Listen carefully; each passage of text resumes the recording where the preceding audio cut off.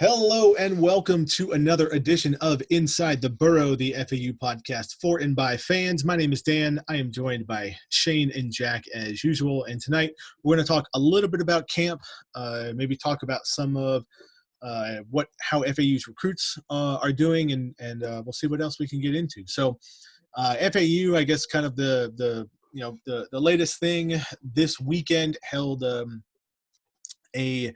their first scrimmage of the fall camp. But yeah, I guess we're in fall camp school. Classes at FAU officially started, and they did a controlled scrimmage. And I guess you can kind of check out what went on from Coach Taggart's press conference, but nothing really jumped out, and I'm not sure how much you really can expect to jump out. I guess the biggest thing, and we'll kind of share our opinion on this, is Javion Posey, the recruited quarterback turned wide receiver turned quarterback this year, was the one who impressed the most Willie Taggart. I think that's kind of the biggest thing of note from that scrimmage. And we talked about it a couple weeks ago, where we really thought that this was Tronti's game to lose here. This position battle should have been wrapped up a little bit, but who knows? That you got a new coaching staff coming in. They're going to be looking at everybody really from a clean slate, from a fresh start. And if Posey's taking his chance and or taking advantage of his chance, and I good for him, and hopefully good for FAU. But maybe somewhat concerning that Tronti's not kind of running away with this since he's the most seasoned. But I don't know, Shane. What are your thoughts on the scrimmage that nobody is allowed to see? Yeah, well, I mean, just kind of speaking to the past few weeks of practices in general. Obviously, no media or anyone's been able to get out there and watch it. So just kind of doing some investigating with the reports they put out, and trying to read between the lines of when Willie Taggart, Clint Trickett, Drew Moranger, or Coach Jim Leavitt have spoke to the media. Just doing our best to put together maybe what's going on behind the Schmidt Center. Speaking of this weekend, I did thought it was interesting. He did say Posey stood out. I've always been a big Posey fan. I think he's immensely talented. But yeah, like we talked about before the show, and it's just, and who knows how much is this just coach speak? But man, it feels like a job that Nick Tronti should run away with, right? Posey, he didn't roll early. He played quarterback last fall, and then kind of closer to the season because of depth. They moved him the receiver. Clint Trickett just said this past week, he hasn't spoken to the media in forever, that, he answered my question saying that they always plan moving Posey back to quarterback, which is great. But man, it feels like this is a position, it's kind of a race that Tronti should kind of be able to run away with. Now, we don't know what it's like. It just could have been that day that maybe Posey put together a great day. But, I don't want to say concerning, but I just find it interesting. Taggart also said on Saturday, obviously the running backs they're loaded back there. We've seen a couple other interesting things. We've seen wide receiver Justin McKithen, who's recruited as a wide receiver, has been moved to corner. Glover Cook has been moved. They've been moving him to DB. Obviously, so a couple of young guys being moved to DB. That's also something where I think, you want to maybe take a highly recruited guy like Cook and find a position for him on the field where he can use his athletic ability. But, it seems like they're moving a lot of guys to DB. What is that kind of telling you about maybe how they feel their depth is back there? So it's, just a couple little concerning things, reading between the lines. Yeah, I too am starting to get a little bit concerned, Shane. Coach Taggart, following the scrimmage on Saturday, he said that he liked what he saw from the defense, which was surprising considering how depleted that they are, especially at linebacker, D-line, so on and so forth. He wasn't quick to praise the offense, save for the running backs. By the way, don't forget, he did say that Larry McCammon did roll his ankle. We know he's had some injury issues his freshman year. Hopefully he's fine. I don't think it's anything to really concern ourselves with. But I mean, you guys said it. Why isn't Tronti running away with this job? Are we missing something? I mean, literally running away, because we know that's what he does best. We know he's a great runner.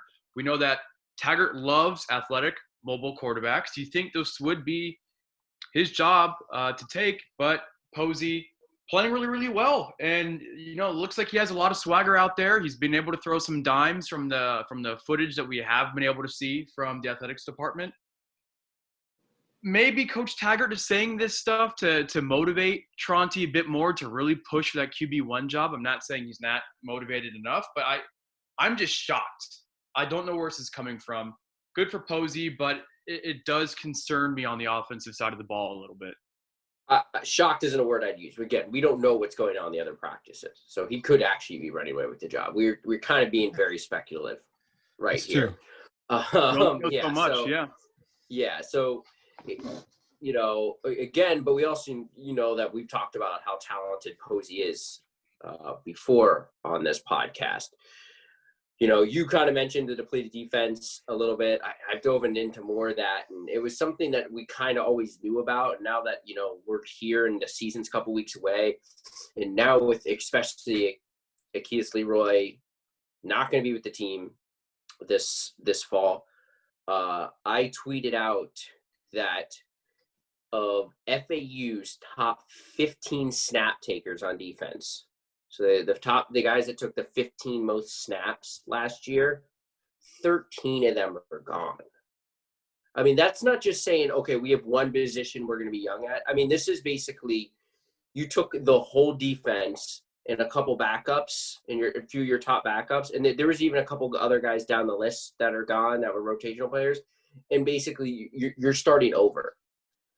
It's why I know I see FAU a lot of people are like, why isn't FAU favored in Conference USA? And it's like, I don't know how, especially with no spring, this defense catches up this quickly. I mean, you are young at every single position and even younger behind them. I mean, especially, interior defensive line and corner is just, it's thin is definitely the right word to use. Yeah. I think that they're, again, we're not able to see practices, and we just, certainly there's a lot of questions on defense. I feel like I'm always, I tend to be a glass half full kind of person. And we do have a very experienced defensive coordinator in Jim Leavitt. And, hopefully he can, do something with the depth with the recruiting that FAU had. We'll see what happens. But well, real quick before we move on, guys, I mean, it's not all doom and gloom, because the young guys that we have taken over on defense are some studs. Amon Ross isn't mentioned on those top 15 players, but I mean, the dude could have played fresh out of high school. He was so big. We're putting a lot of athletic guys like Cook at defensive back. Yeah, it might mean we're a bit light, but we got athletes down in South Florida. That's how we do it. I'm still not worried about teams passing it all over us, because I know we can run all over the field. So it's not all doom and gloom here. Yeah, a little bit, but I do think people undervalue just how experienced guys like James Pierre and Chris Tooley was. Chris Tooley's a kid who played as a freshman. Yeah. You know what I mean? He had, I think, by the time his FAU career started, like 36, 37 career starts. So you can walk on the field and depend on him, right? Mm-hmm. The talent's there, but you just don't have the dependency. You know what I mean? Where you kind of know when everyone's going to be in the right position and who's going to kind of emerge to be the leader on defense. It was going to be Akias Leroy's job. I mean, but who's the go-to defensive guy? Zion, I guess. It's Zion Gilbert. Yeah, but he's also changing positions this year. Yeah. He's going to go from more safety, more corner. I think that's a great change for him. Keando Hudson, FAU's old cornerback coach, told me at a game one time that, Zion is athletic, with one of the most gifted athletes on the team, and he could play corner, free safety, wherever he wants. So I think he'll be fine there, but he's not going to be in center field calling that anymore. So, it's going to be really curious. And it would have been a great year to have Karan Hafiz over there as safety to make sure someone who is experienced to make sure everything's going all right. And that's not going to happen this year. So we'll see what happens. And I mean, if I can segue real quick, we'll see what happens literally because the broadcast schedule has been announced for the season. And it's interesting. We're on ESPN Plus, Stadium, and we have several games on CBS Sports Network. I'm not going to go through the entire schedule, but something that I thought was interesting, maybe you guys have noticed. Remember last year how the NFL Network carried a couple Conference USA games, 10 in total, more than a couple. Mark Sarsniak reported once after that Conference USA releases broadcast schedule without any NFL Network game on there, he reported that the Conference USA website quietly removed the NFL Network as a TV reporter or TV partner, beg your pardon, back in February. There was no statement on this, no Conference USA press release, nothing, all despite the conference signing a multi-year contract with the NFL Network just last year. So I guess this is good for CBS Sports Network. Seems like they picked up a few more games. Again, we have 3 in total on CBS Sports Network. They are getting more CBS Sports Network is getting into more homes, which is good. But, I mean, an ESPN game would have been lovely. And it sucks to see Marshall playing Eastern Kentucky on ESPN primetime soon. Yeah, but in the end, and I kind of, people were on Twitter and stuff were in this idea that because there was going to be less games, somehow ABC was going to come down and, you know, Herb Street and Fowler were going to be calling the FAU USF game. I saw a lot of that on Twitter, and it's like there's Conference USA has contracts. Yep. And CBS Sports takes the games they want. It doesn't matter, you know what I mean? And ESPN is going to cater to the conferences they have contracts with that are playing this season. Yeah. So it really doesn't mean FAU games are so much going to get a bump. It means Wake Forest, Boston College goes from, you know, the ACC network to ESPNU. Okay. Or Temple, Tulsa, you know, because they, you laugh, but you know what? They have an American conference, and the American conference is, and this kind of goes to Conference USA, and this is not a good sign. People ask about when are we moving up? Well, the NFL Network just had our conference for a year and was basically like, no one's watching. We're out in a year. We're not even giving this 2 years of promotion. So it's all about the TV dollars. And right now the American Conference makes 17 and a half times more TV dollars per team than we do. And until we can draw ratings, our Conference USA will always be in this mishmash of identity of games, kind of ESPN Plus, Stadium, you know, we don't really have a home. Take what you can get. Like, yes. Wherever we can get on, that's where we're going to get on.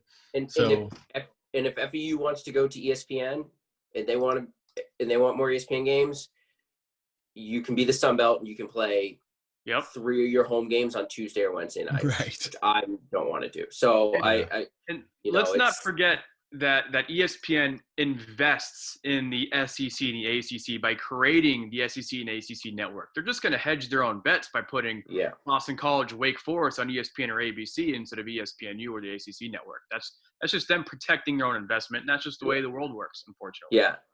FAU Marshall doesn't become more interesting to ESPN because there's less, games. So, yeah. But, I do like CBS Sports Network. I think they do a good job. Hopefully maybe we can, Conference USA can get most of their games through that network.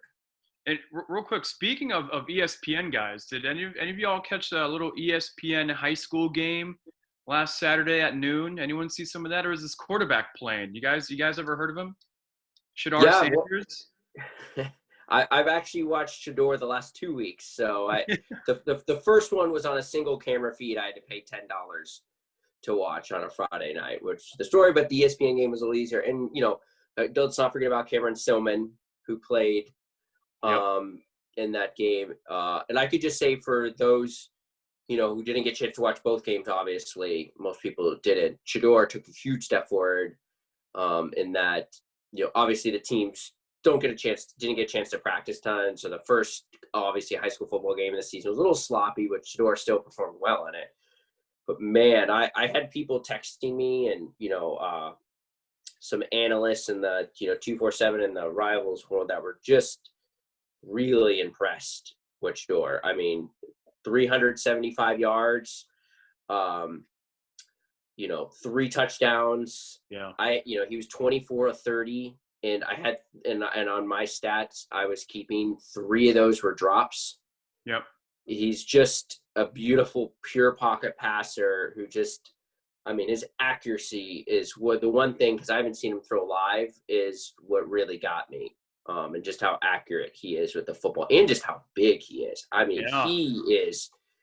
He is a massive guy. So he's definitely imposing back there. I want to make like a college comparison, and I think he has better mechanics, but I think like kind of the size and the way he throws the ball, and I'm just going to do this because it's a Conference USA comparison, but it felt like Marshall when Brian Leftwich was at Marshall. Wow. I know it's a little bit. I don't know about that one. You're a Bucks fan, so I know but it's just kind of the size. He has better mechanics already. Leftwich did not have great mechanics. He did not, no. He kind of took a Rusty Smith type throw, but just for like the size and the accuracy when it was on. He was dropping dimes in that game. It was really. I'll take that career. Didn't he go undefeated, Leftwich, one year at Marshall? Maybe who knows? I think some of the Marshall fans that constantly check on our Twitters can probably find out for us. Yeah. I just love to see all the publicity that Sanders brings to FAU. Having FAU all over that ESPN broadcast was great. I have some friends that I met recently via like some soccer, Twitter, and fantasy football thing, long story, that are in England, and they know about FAU because of Sanders, and they know about his game on Saturday. So the publicity that brings is amazing. It almost makes up for us being on stadium for like 5 games this upcoming season. Yeah. I also want to point out, hopefully soon I'll be able to get on the road here and start seeing as more of these schools start to practice, especially in South Florida. I can probably see half our commits in 2 afternoons, but I do plan on getting up to, as of now, obviously these things are fluid in a COVID world, getting up to Tampa and seeing some of the athletes up there, and hopefully the coming weeks.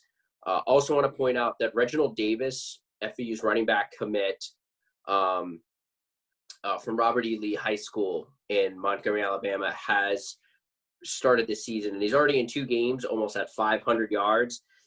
He broke a school record the other night with like 364 yards on the ground.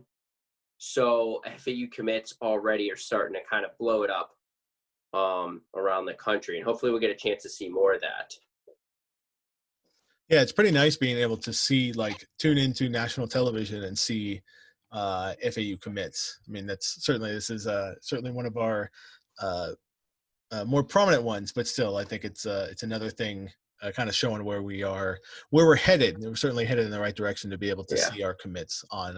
Cameron Sillman, the safety for Trinity Christian, had 2 sacks in that game. He's showing ability. He is a physical player. Great blitzer. They use him a lot in the box. He moves around, but really physical. And I that's a fit. Almost plays an Amon Ross type game for Trinity Christian. So, another player comparison. And before we sign off, speaking of going to games, we don't know. We're getting this question a lot. We don't know what FAU has planned when it comes to butts and seats for this upcoming season. All we can confirm is that there will be either a set percentage or a set value that will be permitted into the stadium, and that the athletic department will try to do their best when it comes to honoring where your seat is on your ticket, because they're going to try and do social distance. They're going to try and do that as best they can. So as soon as we know on the Nest, guys, y'all will know as well, okay? Yeah, there'll definitely be a podcast kind of breaking that down. And so we're not that far away. What do we? I guess when you guys hear this, we'll be 19 days away from FAU's first game against Georgia Southern. So we're getting there. We're making it through that, and I think you'll probably hear from us a little bit more as we move further into fall camp or I guess really into fall practice really.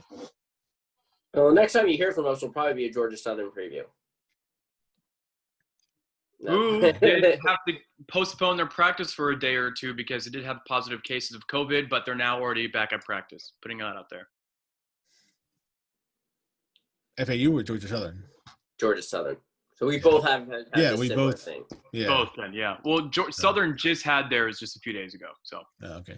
And for those that didn't know, the FAU had to put a pause on their practices last week, I think, because there was a handful of positive tests. But we'll see what happens. I mean, I guess it's nice to get past it, and it wasn't a major outbreak or anything like that. So keep an eye out. You never know, when new podcasts will pop up. And like I said, we'll probably be talking sooner. If not, you'll hear us with a Georgia Southern preview. So make sure you check us out on iTunes, Spotify, YouTube if you want to check it out there. Also, certainly FAUOwlsNest.com to discuss the podcast. And really, as soon as news breaks about seating, there's already a pretty active seating thread there, which you guys can check out. So,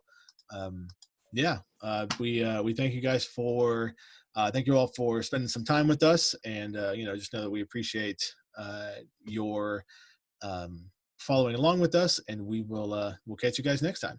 Go Owls!